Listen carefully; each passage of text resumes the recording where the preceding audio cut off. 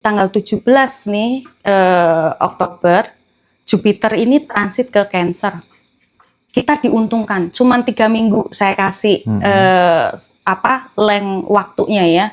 Jadi kalau ada masalah, ada negosiasi, apalagi ini masalah properti yang masih gantung, kejar nih 3 minggu ini ya. Karena 3 minggu ini kesempatan besar untuk bisa selesai. Kalau umpama mau jual rumah kok sulit banget, 3 minggu ini kejar.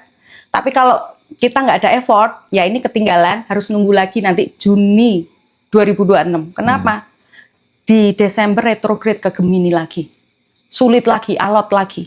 Ya, jadi 3 minggu ini fokus di situ.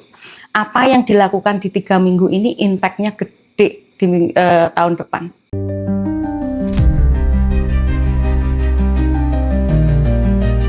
Enlightenment seorang Nabi Muhammad ini kaitannya ternyata sama kemanusiaan gitu. Nah, perjalanan cerita itu sampai di dunia dewasanya itu udah masuk pelajaran filsafat, Indra. Spektrum ateis itu beda, dari mulai ateis yang paling santai sampai ateis yang paling radikal juga ada.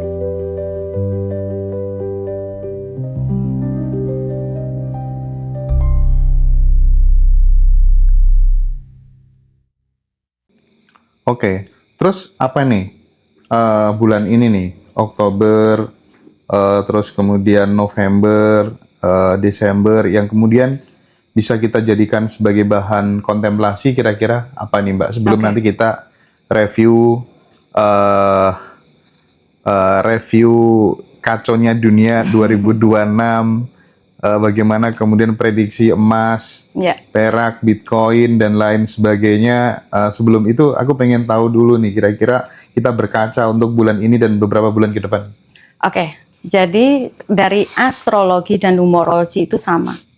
Setiap Oktober, di bulan Oktober, November, Desember, event yang kalian rasakan itu adalah kisi-kisi apa yang akan terjadi di 2026.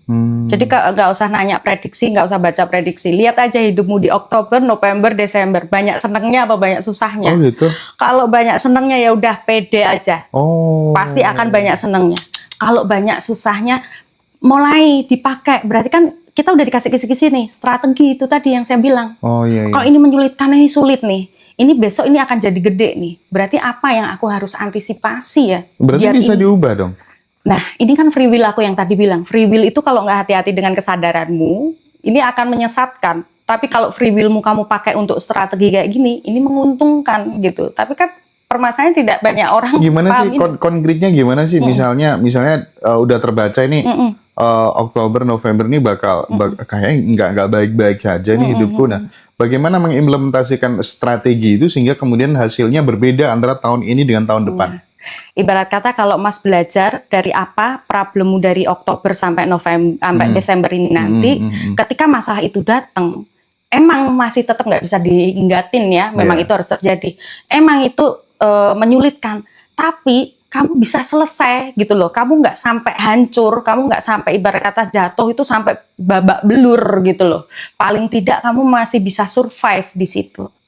Ya sama lah kalau kita hujan gitu loh. Kalau kita nggak ada preparation, ya, air pasti tetap kena di badan kita. Tapi kalau pakai payung kan paling tidak sampai basah kuyup. Itu yang saya maksud. Gitu.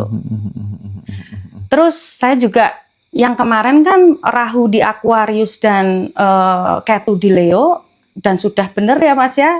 Ini masyarakatnya seperti itu gejolaknya. Ini akan terus loh sampai nanti akhir 2026 karena transit itu selesai di 2026. Jadi nanti masih akan ada namanya demo apa segala macam, karena Aquarius itu masa yang menang, bukan menang secara utuh loh saya bilang. Yang punya power itu Rahu gitu loh. Ketu itu pas, Rahu itu future. Ketunya Leo, Leo itu orang yang punya power, orang yang punya posisi jabatan, mudah di-threat gitu loh. Udah dijatuhkan, saya udah bahas ini. Nah ini masih akan berjalan sampai 2026. Oh gitu ya? Iya dong, kan transitnya ending di Desember 2026. Jadi saran saya, ini gini loh, jangan melihat cuman negara ya. Karena ini berpengaruh, itu kan skala gede. Kalau astrologi itu skala gede. Skala kecilnya dirimu, lihat. Kamu jadi Rahunya apa kamu posisimu Leo? kamu orang yang punya power atau kamu ini orang kamu karyawan staff. Kalau kamu ini yang punya power ya siap-siap gitu ya. Kamu harus jadi orang yang ibarat kata bisa bijak dalam bersikap. Jangan gunakan kekuasaan untuk sesuatu yang tidak baik ya. Ketika ibarat kata kita dikritik sebagai seorang atasan ya kita mau mendengar, kita harus mau ngerembuk bareng gitu ya. Karena posisinya lemah. Tapi kalau di posisi hidupmu kamu ini yang ini nih tim gitu ya. Ya berarti ini juga awarenessmu harus digedein.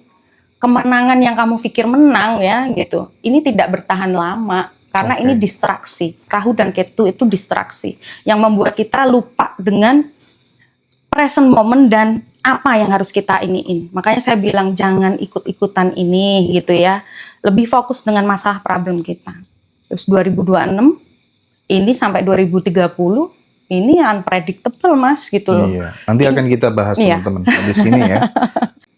Nah Mbak, ada yang tanya nih, kalau Jupiter transit di Cancer itu plus minusnya apa sih Mbak? Oke, ini aku senang padahal aku baru mau bahas. Jadi ini kan Jupiter transit di Gemini dari Mei kemarin sampai maaf ya, ini bukan Western, ini Vedic astrologi. Jadi kalau di Western bilangnya Jupiter transit di Cancer itu dari Mei, bukan. Kalau nggak percaya lihat itu tracker star ya, di mana posisi Jupiter. Jupiter masih di Gemini saat ini, dan dia akan transit di Cancer nanti tanggal 17. Ketika Jupiter itu guru Mas. Iya. Gemini itu tuh Merkuri ruling planetnya, analitik. Apa yang terjadi? Jupiter nggak happy karena dia nggak bisa passing wisdomnya karena muridnya ini banyak yang analitik. Skala kecil dalam hidupmu ketika kamu bernegosiasi dalam bisnis alot. Iya. Susah ketemu untuk dapat tengahnya. Nah, ketika nanti di tanggal 17 nih Oktober Jupiter ini transit ke Cancer. Kita diuntungkan, cuman 3 minggu saya kasih length waktunya ya. Jadi kalau ada masalah, ada negosiasi, apalagi ini masalah properti yang masih gantung, kejar nih 3 minggu ini ya. Karena 3 minggu ini kesempatan besar untuk bisa selesai. Kalau umpama mau jual rumah kok sulit banget. 3 minggu ini kejar. Tapi kalau kita nggak ada effort, ya ini ketinggalan, harus nunggu lagi nanti Juni 2026. Kenapa? Di Desember retrograde ke Gemini lagi, sulit lagi, alot lagi. Ya, jadi 3 minggu ini fokus di situ. Apa yang dilakukan di 3 minggu ini impact-nya gede di tahun depan. Oke. Gitu. Teman-teman, monggo kalau misalnya ada yang ingin tanya ke Mbak Mona tentang bercat, tentang Mahadasa, atau misalnya mau konsultasi nanti langsung kontak ini aja ya, ke di bio TikTok atau di admin di kolom deskripsi YouTube. Nanti kita sambungkan sama Mbak Berlian atau Mbak Lailai aja. Nah, jadi harus apa Mbak kalau mau jual rumah? Gitu, Effort. Berarti lebih kerja keras lagi untuk kemudian kalau mau jual rumah, gitu ya. Iya, kan ini dipermudah nih. Yang tadinya alot jadi sulit. Ya udah, mulai negosiasi lagi, mulai ibarat kata mau jual rumah ya mulai iniin lagi, diiklankan lagi karena ini lebih mudah. Jadi orang nggak back and forth gitu loh. Gemini itu kelemahannya tuh mikir-mikir, orang mikir-mikir. Nah, terus kelemahan Jupiter di Gemini juga Mas. Kesempatan datang, cepet kamu mikirnya selesai, kesempatannya udah hilang. Jadi sering banget orang ngerasa kayak misfortune gitu. Aduh telat, itu Gemini. Nah, kan sulit kan kalau kita untuk ngomongin kehidupan sehari-hari, kalau ngomongin bisnis atau apa ya. Nah ini nanti di Desember sampai Juni kayak gitu lagi gitu. Jadi ini Cancer itu menguntungkan karena Jupiter itu rumahnya di water sign. Jadi ketika transit di water sign, Jupiter itu kuat. Oke. Mas Habib mau bacain ini nggak pertanyaan teman-teman nggak, atau Pak D mau tanya nggak ke Mbak Mona? Tentang masalah karma itu sangat menarik sekali. Di sana kan ada kalau di Hindu di Bali kan ada karma masa lalu, hari ini dan akan datang kan. Betul. Seperti itu ya. Okay. ketika perbuatan kita hari ini seperti ini, dan kemudian yang akan datang kan seperti itu, banyak seperti itu kan. Iya, Tapi sesungguhnya kehidupan kita hari ini lah, saat ini betul. kan seperti itu ya. Mm-mm. Tetapi kalau berbicara tentang karma, ini juga akan kembali ke nasib dan takdir kan seperti ya. Ya, Ya.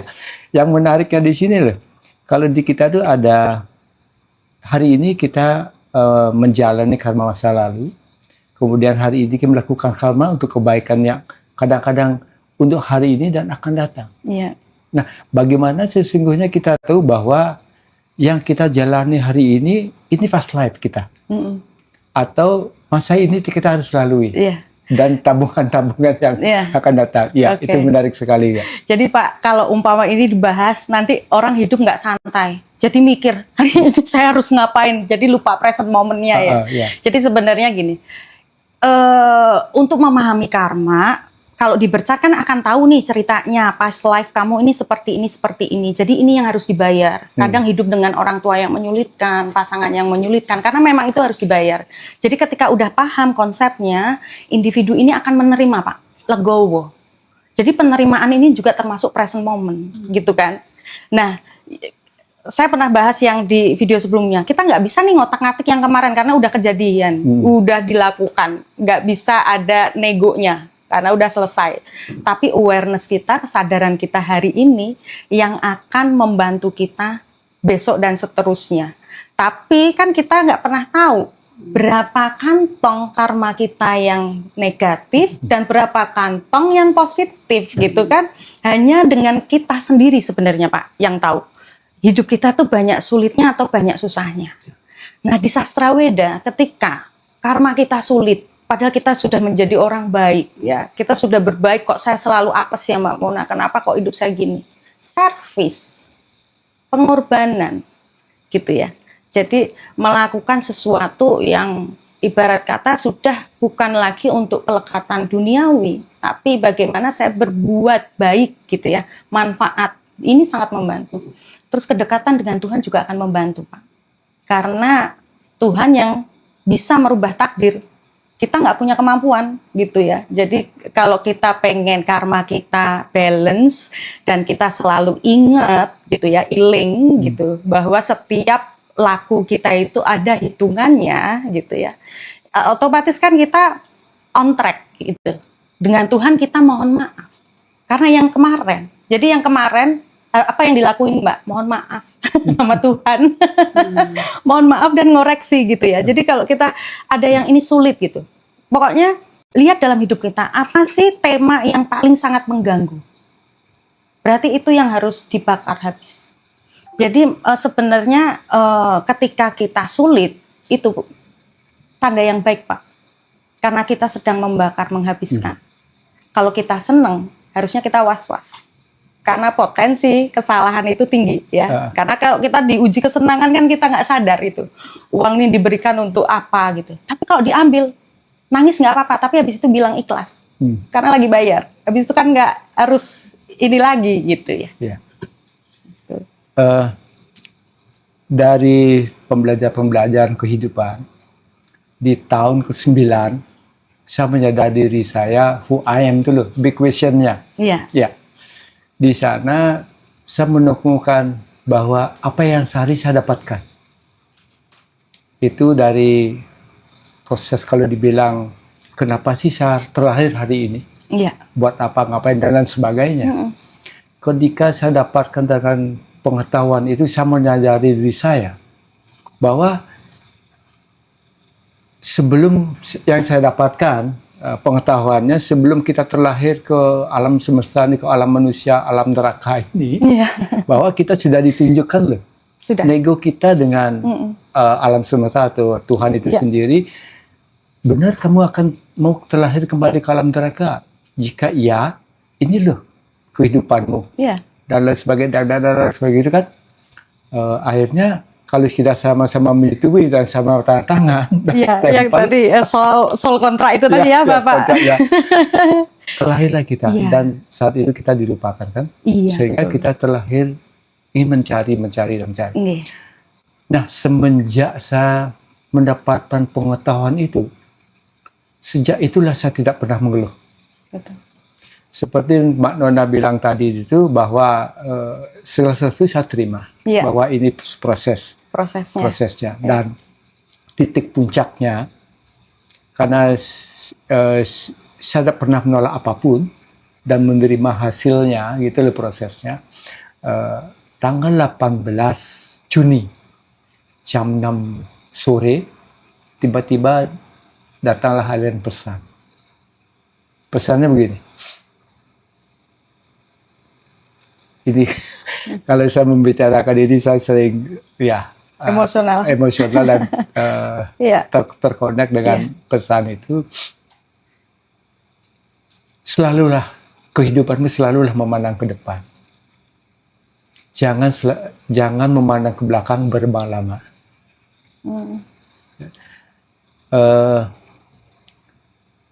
Selalu memandang ke depan, jangan memandang ke belakang. 2 pesan itu aja. Iya. Dan saat itu saya analogikan kehidupan saya, karena hari ini saya menerima apapun, kita selalu memandang ke depan. Tetapi sewaktu-waktu kita melihat past life kita, dan yang menjadi wow-nya gitu, ketika saya melihat kehidupan saya dalam menyetir mobil. Iya. Ya, lengkap sekali. Belakang spion. Iya, ada spionnya, Betul. ada siapa sisi kiri kanan, Iya. sign-nya kapan kita nginjak gas, kapan kita ngerem kehidupan kita. Yang paling saya menangis saat itu ketika saya melihat spion yang ada di dalam, dan saya merasakan itu adalah Iya. itulah jiwa saya. Iya. Betul. Nah, ini namanya berarti Bapak sudah di kesadaran yang sangat sudah baik gitu ya. Kesadaran itu kan lapisannya tinggi sekali. Jadi ini sudah bagus sekali. Nah, disinilah yang saya mau tanyakan. Ketika apakah saya sudah menyelesaikan karma-karma masa lalu sehingga hari ini saya dituntut untuk selalu melangkah ke depan dan sewaktu-waktu untuk melihat ke belakang. Oke. Ya. Jadi kalau selesai belum Pak? Selesai kita kalau diambil. Karena Bapak juga nggak bisa kasih saya garansi bahwa Bapak akan seperti ini terus. Betul nggak? Karena kesadaran naik turun. Jadi ketika spiritualitas itu butuh komitmen, kita harus kesadaran itu usahakan aktif gitu ya. Jadi wajar karena kita masih manusia ya, kita ini vibrasi rendah gitu di reinkarnasi ini. Jadi kadang turun, tapi jangan terlalu lama lupanya gitu. Ingatkan diri. Jadi kalau karmanya udah selesai Mbak Mona, kalau saya udah ini belum. Saya sampai hari ini masih harus dealing dengan karma saya. Tapi kan orang nggak tahu karena karma saya ada di sini. Bener nggak? Karma semua orang tuh mulai dari sini, turun ke sini. Habis itu laku. Kalau bisa menyetop sampai sini, jangan sampai turun sini, jangan sampai laku, ya bisa ke pending, gitu ya. Tapi kalau udah di sini emosional, terus acting, ya ini yang akan gitu. Jadi masih, Mak, selama kita hidup, pikiran itu akan selalu muncul. Karena kalau di astrologi Rahu Ketu itu kan bayangan pikiran kita, past and future. Pikiran kita itu akan didominasi tentang apa yang sudah terjadi yang bikin kita marah, nangis, sebel, atau apa yang belum terjadi yang bikin kita ketakutan dan kekhawatiran. Makanya saya sering recheck diri saya. Kalau aku lagi di posisi mana nih? Emosi saya di mana? Oh, saya takut. Oh, berarti saya lagi di depan. Tak tarik ke sini. Hari ini Mona, gitu ya. Hari ini aja di depan ini. Besok nggak perlu dilihat. Serahkan sama Tuhan biar mengalir gitu ya. Gitu. Jadi sering ngecek pikiran aja kemana gitu. Kita tuh nggak bisa untuk nyetop, jangan sampai ada yang masuk di pikiran kita. Itu kan misi impossible kalau kayak gitu. Nggak akan mungkin bisa. Tapi kita bisa mengontrol dengan cara tidak terlalu lama dengan satu tema yang tahu bahwa ini hanya merendahkan vibrasi kita. Mengalir aja.